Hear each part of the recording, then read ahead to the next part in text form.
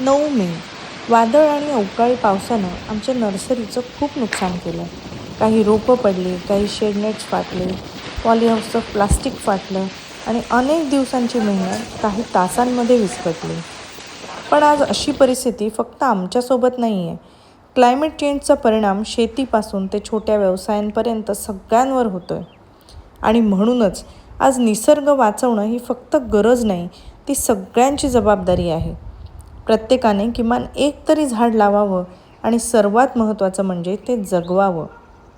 पण शेती आम्हाला एक गोष्ट शिकवते, संकटं येतच असतात, पण थांबायचं नसतं.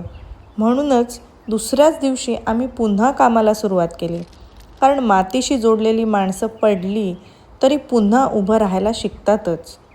निसर्ग वाचवूया, झाडं लावूया आणि हिरवं भविष्य घडवूया. कारण आज जर झाडं लावली, आपण वाचवली, तर उद्या झाडंच आपल्याला वाचवतील.